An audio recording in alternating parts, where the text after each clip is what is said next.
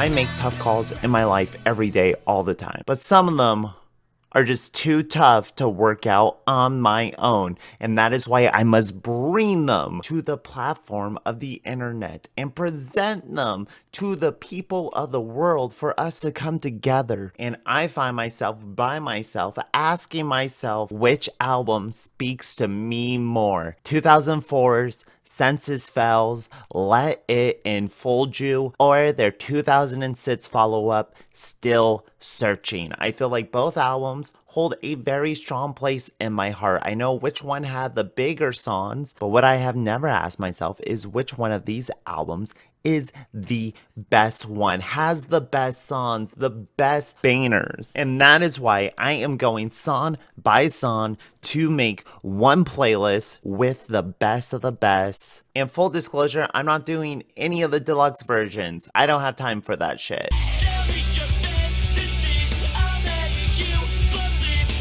Senses Fail starts us off with what they're good for, with what the scene was made for. We're gonna get bitchy, we're gonna get petty, we're gonna say lines that we probably wouldn't say out loud to another human being, but we write it down because it's poetic and we're angsty and it's the early 2000s. This is our vessel to release. What I've been finding as I've been going back and listening to a lot of these emo albums, they don't really have that dangerous, crazy, role-playing themes to it that I thought they did. From First to Last is actually a lot more genuine in their lyrical writing. Let me take thee with a chainsaw. Lady, person, ma'am, it says tie her down, so I'm assuming let me take you with a chainsaw. Second proposal, let's take a glass against your wrist. So I am assuming he wants to break like a bottle and then slit her wrist with it. You know I am your worst nightmare. Oh, how you love my bloody kiss. You're worth more dead. It tells you everything. They're violent towards women, but it's in a way that feels like campy horror, cause Buddy, from what I know, seems like a genuine guy. I don't think he's actually gonna take a chainsaw to a lady, and if he has, then they probably shouldn't be making records still. It's like he's acknowledging these dark thirsts, these dark wants. It's not just violence to begot violence out of anger or hatred. He's giving you the methodology of this serial killer character he's taking on. And yeah, it's cheesy, but I think the music is energetic enough that it works with his like maddening screaming. Buddy has never been the strongest screamer in the scene, but he always has had very distinct vocals and his enunciation in a way that Buddy can hit it, and that makes it stick in your mind long after the song. Tie Her Down is a good starter, though it's never the song I go for when I want to listen to this album, and we all know how Still Searching opens.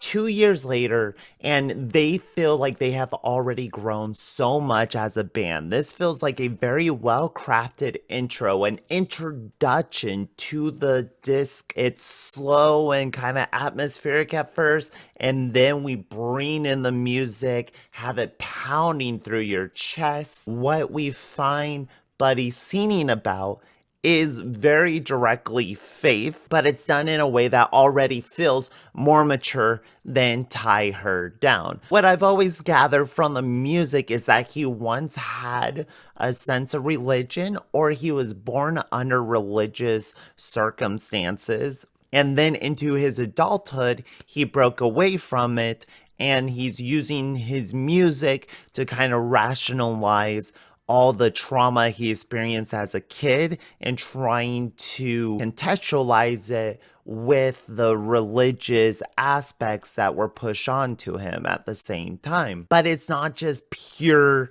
unfiltered, undirected anger. This feels like a very purposeful song and something that felt very introspective for Buddy. He's no longer waiting for religion, waiting to be saved. You can pray for me, but I can't be saved. I don't care about trying to reach some form of salvation. I bury my cross with a rose, making it seem kind of sentimental, kind of romantic. Maybe it was hard for him to let go of his faith. This has been the most perfect opening for this record in the sense that it just gets you pumped. It gets you the tone, and it gives you kind of the range of what this band can really bring you, from the softer moments to the really heavier moments. In that sense, I think the Rapture is absolutely the best candidate for our playlist.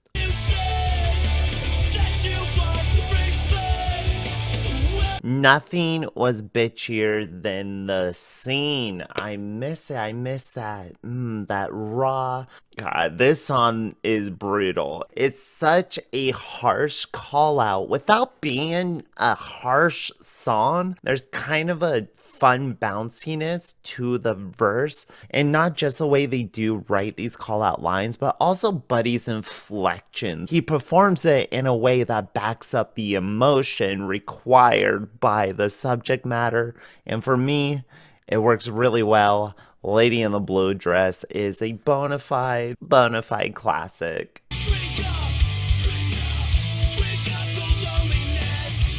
Another call out song. This romantic interest of a person has a bit of a drinking problem. I'm gonna be over here, so you drink up. I've got romantic ideas, but they're not meant for you. And my best feeling, Black Roses. My best feeling, is that the line? That's not the line. The line is, my bed is filled with black roses to show that our love is through. My best feeling, black roses. Lyric, find yourself some better lyrics. These are call out lyrics, much like Lady in the Blue Dress, but it's done with just a little more class. This feels like Buddy isn't coming from such a vitriolic place of hatred, of judgment. This is more so him kind of reveling in being better. He has forgone his faith in the Rapture, and now in Bone Crusher, he is foregoing this toxic woman out of his life. Though I think Lady in the Blue Dress is just a little more memorable. That hook stays with me. And with that, we are tied up on our playlist. Both these albums are equal in my heart, so either way, I'm winning.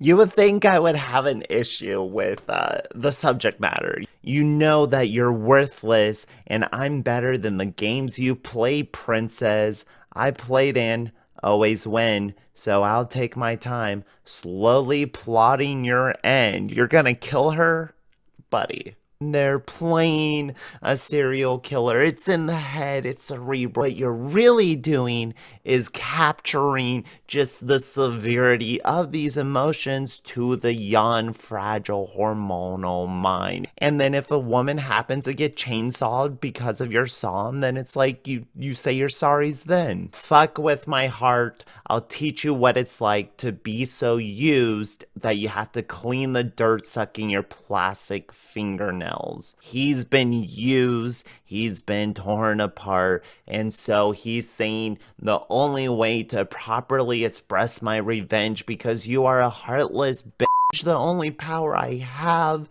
is to bury you. It's to bury you. And then maybe at that point, when you're clawing your way out of your grave, you'll realize that I was too good for you. And I think in that way, we can all relate to it.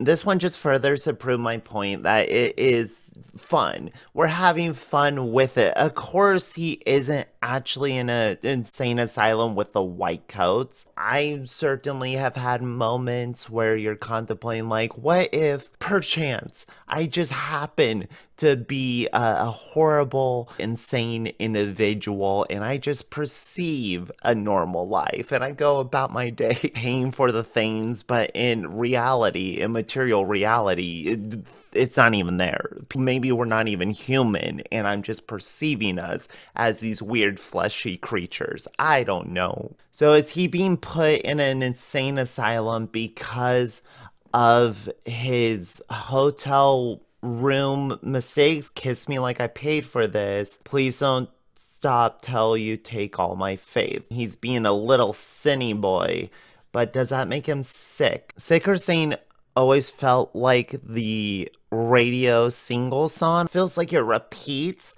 a little too many times, though. I like the hook. And my favorite aspects of You're Cute When You Scream is that every part of it is not heavy, but is energetic, making the entire song feel like one of the heavier songs on this album just by virtue of thrashing through each part.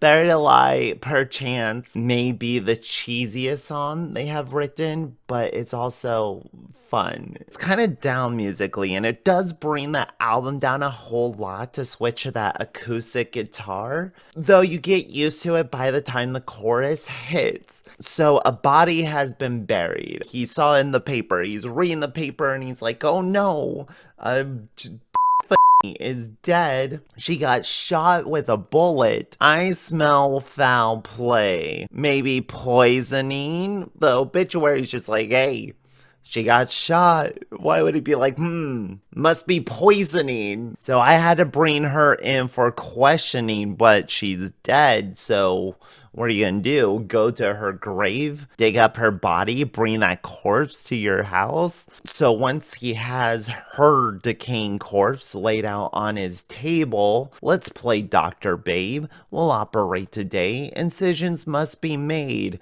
You could help solve this case for me. If she's in the ground, I would assume she's already had an autopsy. I don't know how much you're gonna learn.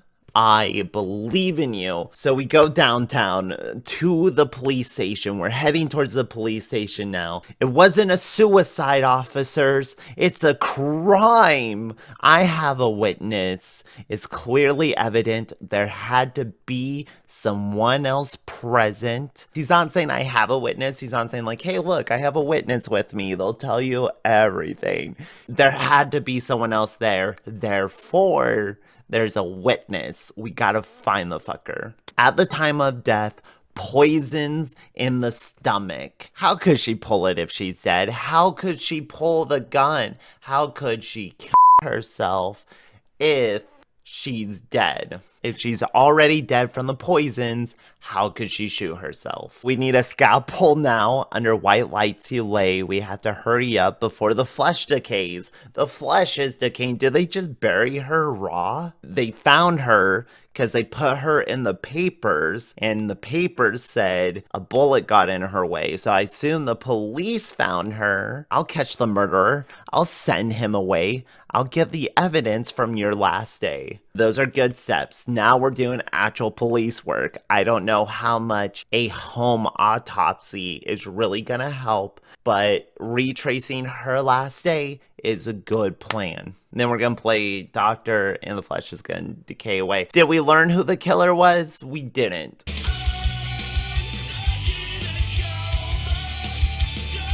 If you did not catch this song in the bonus track section of Guitar Hero 3, then I do not know what to tell you. There's nothing I can do to give you your childhood.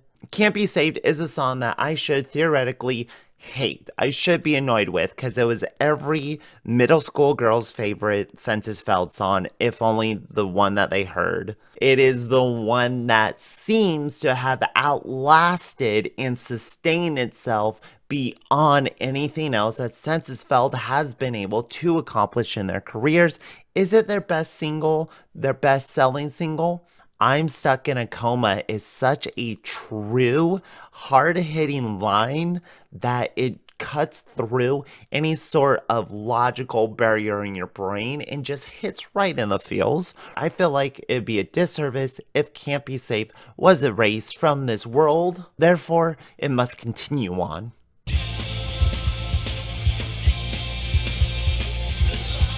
get a little more of a heavier breakdown in the end, kind of flexing his screaming capabilities. A little underwhelming compared to today's standards, and honestly they were underwhelming compared to standards back then, but you cheer him on because Buddy is so good in every other aspect, and it's like the production is good enough that you just let it slide. Like 2004 was just like you had to have screaming regardless if you could do it or not. You just had to try. Sometimes it fit the bands and sometimes it didn't. And I think Census Fell kind of drops it completely in Still Searching. This has always felt like a filler song. It has never really left an impact on me. And I always think it's other songs. Knowing the rest of the songs on the album, this just feels like it's taking what works from those and trying to put together another track about trying to overcome the poisons that he uses to quench his violent things. He sings about it and presents those subjects better in other songs, and I believe we're calling all cards.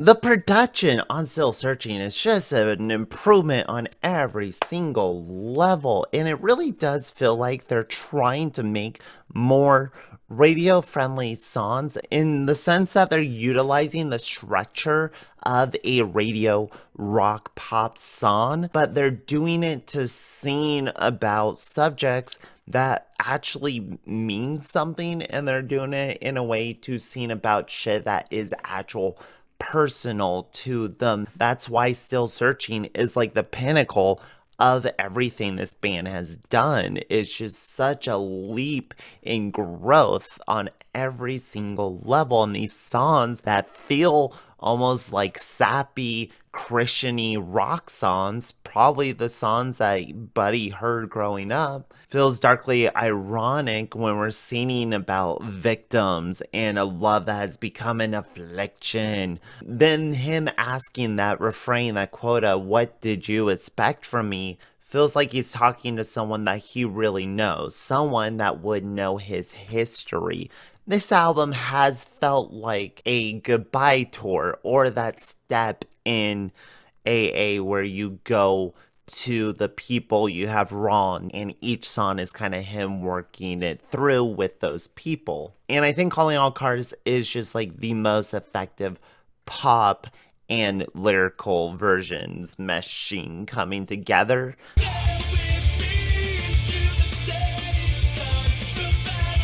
Rum is for drinking, not for burning, is a pirate's tale if I've ever heard one. As the captain of a pirate ship, commanding his crew as they battle for their lives on the high sea, making their captain walk the plank, destroying them rank by rank, taking on the armies. He's a rogue little bugger there. I enjoy the pirate theming. I enjoy how it stays on point throughout it. A lot of times you see bands taking on like a joke or a theme or a setting, and it's like it's kind of there and then they abandon it. Kind of funny how all these songs, the lead guitar is very intent on this very plucky guitar riffs, and then on Still Searching it's the single notes, pew pew pew. It's just interesting how they change their lead styles from album to album. But Rum is for Drinking is a fucking banner, another classic.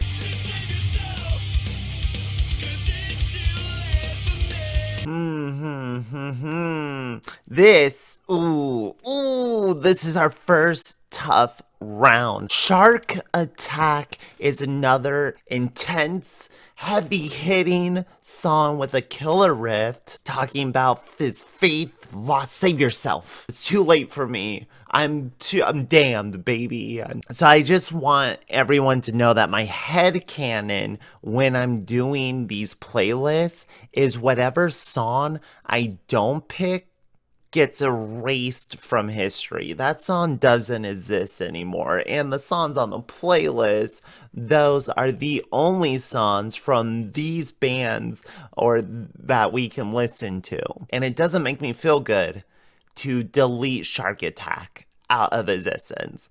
I really love how they hit that ending breakdown. The now I see, you rip me open, you rip me up, and then his screaming. It's gotten so much better. The double bass is just thick and beautiful. I spent the last 40 years of my life. Rum is for drinking, not for burning, is a unique song in the sense that they've never written a pirate themed adventure, a scallywag adventure, since we're about halfway through, which means we're tied up.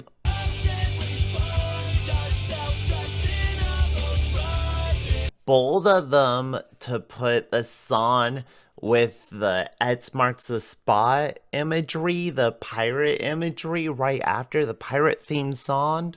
I don't know whose choice that was. A nice change of pace instrumentally, and shows that they're thinking about the songs a little more than just aggressive show songs.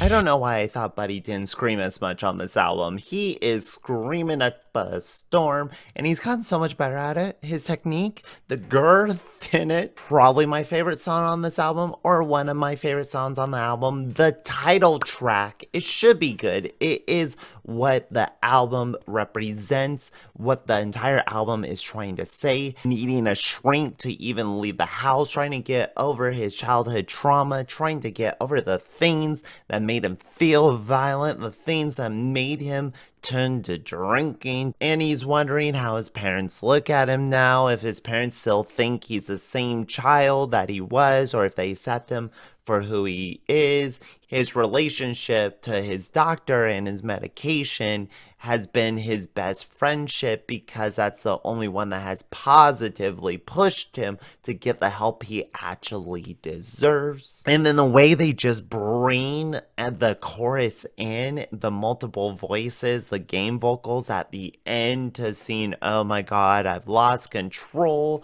as the guitars fade away and the voices drift off into the ethers. It feels like Buddy's levitating outside of his body. Musically, it just represents that anger, that rawness, but also the controlled poppiness that Senses Failed is so good at.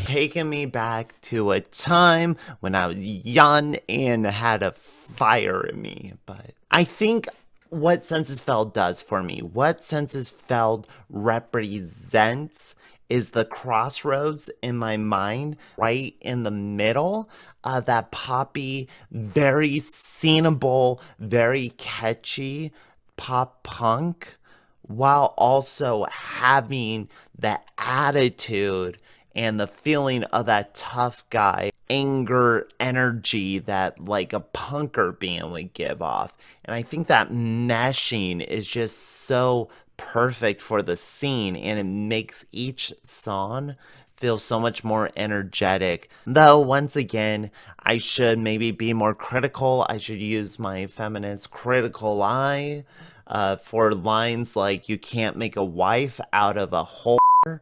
But that could be true. I do not know the data that Buddy is looking at. You're addicted to the drug of lust, a detox in a cold sweat of shame, and I love your pain. So he's like shaming her and putting her down for being a little cheaty. He gets off on the shame she feels. So it's like their own little sick kink thing they're doing. I gave you these roses, but I left in the thorns. I'd rather hurt someone than hurt myself. See, that sounds pretty tough. Like, okay, you're giving me a rose. That's very sweet of you. Ow, ooey, there's thorns in it. I'm bleeding now. You like that, you dirty I'll dispose of you like a lighter out of fuel. I'll lose you somewhere on a dusty shelf. See, it's like the degrees of toughness and intensity kind of dies down with, yeah, I'll lose you on a dusty shelf. You can tell which songs they had the inspiration in, which songs they had the ideas for, and then the other songs where you're listening to it, and I think they're gonna go into this part, but they don't feels like a lesser version of it.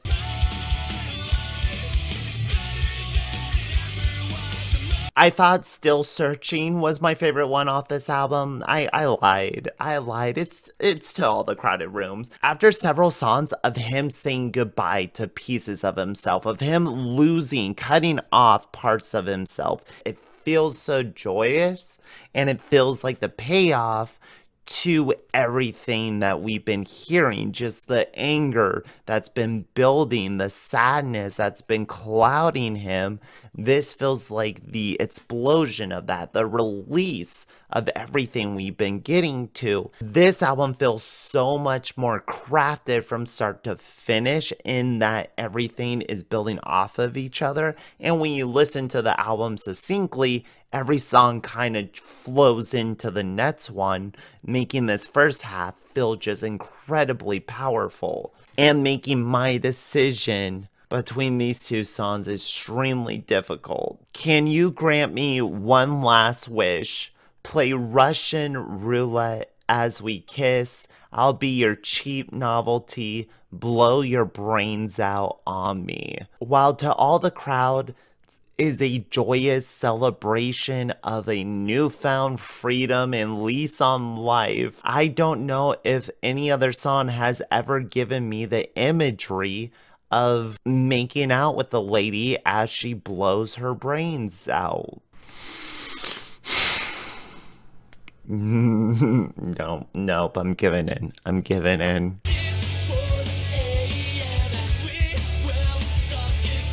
This is definitely the poppiest offering off of Let It Enfold You. I think they utilize it to a hook that doesn't get too annoying. It isn't too simplistic. I just like how Buddy phrases things. Like when he says, deep in summer's eye, naked like the truth should always be. It has a lot of elements from the better songs off this album, while bringing in a new level with that hook. And then Still Searching is gonna bring us down.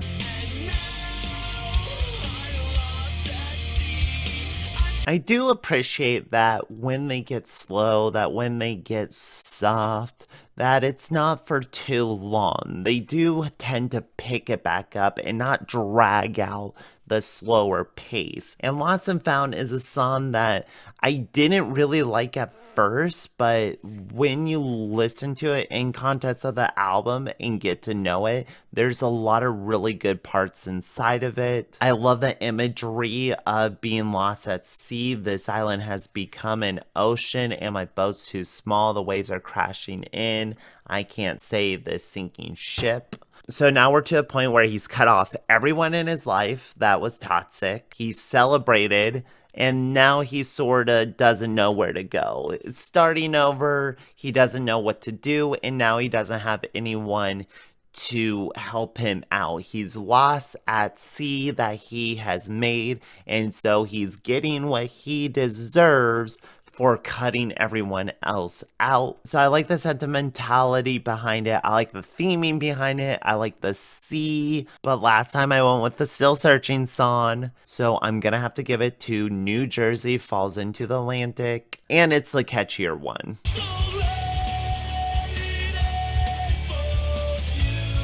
I never realized this song was 5 minutes long. It doesn't feel like it when you're in it, and that is a good sign of a song. It starts out kind of typical for Senses Failed. It has the same,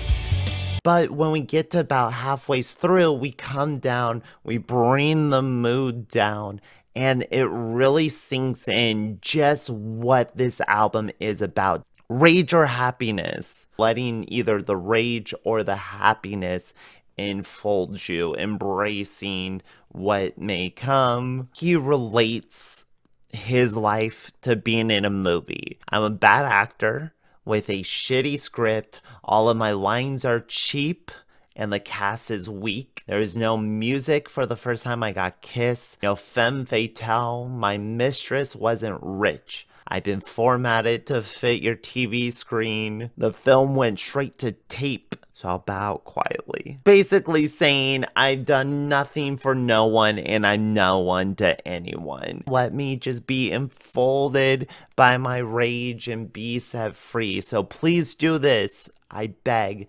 Duct tape my arms and legs. Throw me into the sea. Save me. Problem, he'll wash ashore in weeks. You can't save him. That's not a solution. Death isn't a solution, I think is a conclusion. Him saying you can't save me is him choosing to live. Before this, I had never heard that contrast between something so dark with music that was so bright and inspirational.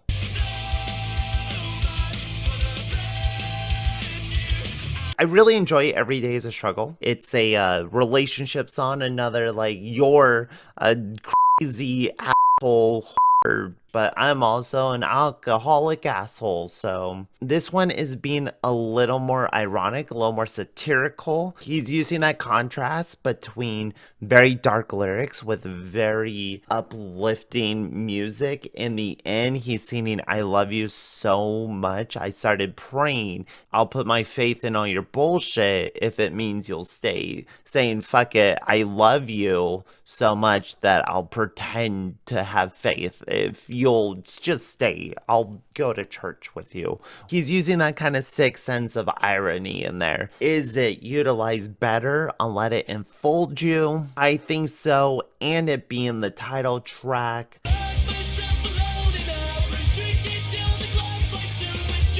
The irony of dying on your birthday sees Buddy stretching his voice as far as it will go to scream. It doesn't go that far. He strains it out, making it not the best to listen to, especially when it's like there's whole sections of just his screaming. But once we get into the actual song, it's a good chorus. I locked myself in a room, drink until the clock strikes noon with just a pen, a pill, and some paper. Maybe I'll write a sad song or another cliche poem of the person I long to be. And then the next verse, he reveals a little something about himself. I want to die like Jim Morrison, a fucking rock star. I want to die like God on the cover of Time. Just a blink and it's gone. So baby, pour some fame in my glass. He wants to be a rock star. He wants to be this musician. He wants to have this life, but he's doing the drugs and he's doing the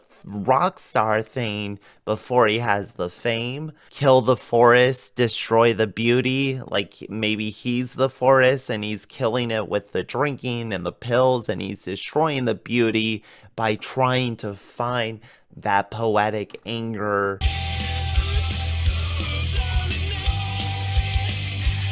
So Buddy apparently sees himself as a cowboy, and all the best cowboys have daddy issues. It makes sense that he would see himself as a cowboy. That's why he keeps bringing up the sunset and like drinking and this kind of like shady atmosphere that he keeps finding himself in. I understand why they put the vocals in such heavy distortion, because singing out loud, my father's sins are out tonight, is kind of silly. I get why they would want to bury that under a bunch of noise. And I'm curious on how much of this is intentional, that they're reincorporating lines that he used to like call out girls or to call out his mom. Now that he's alone, he's saying, here's a toast for loneliness. Sometimes it just makes more sense. And then he reincorporates, I'm happier than I could have ever known. And then it feels like they try to do what they accomplished so much better on Let It Enfold You when the music drops down. Here it doesn't hit quite as hard, though I do like the instrumentals and the piano in it. Kind of weird that it's just him screaming about how much he hates that his parents he's just so angry. Like, how could they lay down in this bed of hopelessness where their love was made? Mark my grave unknown. My parents should have never fucked. Like, you're here, dude. What are you gonna do, buddy? Irony of dying on your birthday, but the screaming's so scratchy. This one feels really personal to him. Fine, the Cowboys have daddy issues.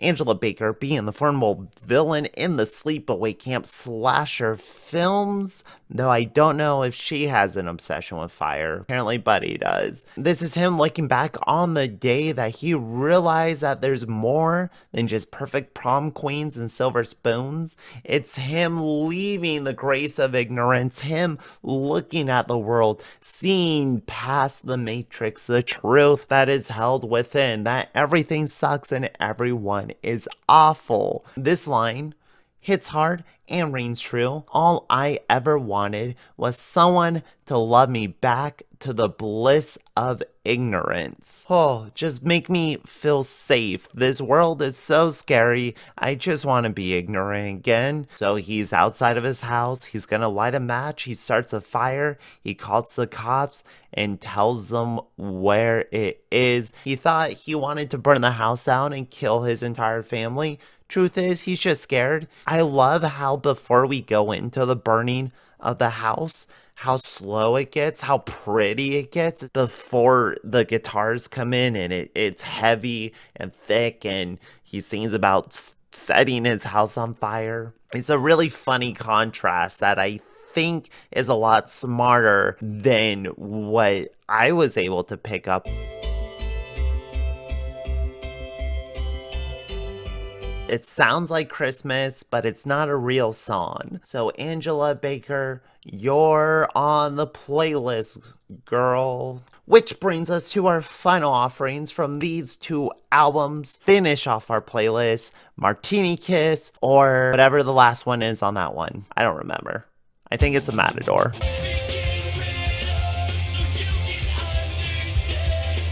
Martini Kiss ends Let It Enfold You off with a heavy, angry, intense song that I think just perfectly puts a button on the album and utilizes Buddy screaming to the best. It's just a really intense note to end on and feels like the closer to a show. It gives me the catchy chorus, it gives me a heavy verse, and it just breaks down to a closing. It's everything I could want in a Senses Felt song, utilizing all the best parts from everything they've done so far. Yeah, The Priest and the Matador. That's what it's called. Oh dear God, I think he fell. It's a song about him falling to the ground, and they're looking at him and they're like, hey, that guy, he's gonna fall to the ground. And it's slow. Martini Kiss just ends it on such a different and better note, I would argue, bringing our playlist to a close. We have almost dead even, but 13 songs on each album, so that wouldn't have happened regardless. 6 songs from Still Searching and 7 songs from Let It Enfold You. I had to make some sacrifices. I had to make some tough calls. Shark Attack got taken from the playlist, and I believe these are the best songs of either of these two albums, and this is the best amalgamation of these two albums. What do you think? Am I right? Am I wrong? What songs would you have chosen? What 2 albums would you like to see put together going song vs song? I'm Grayson Todd. This was fun. This was interesting. I feel like I learned a few things about something. I hope you did too.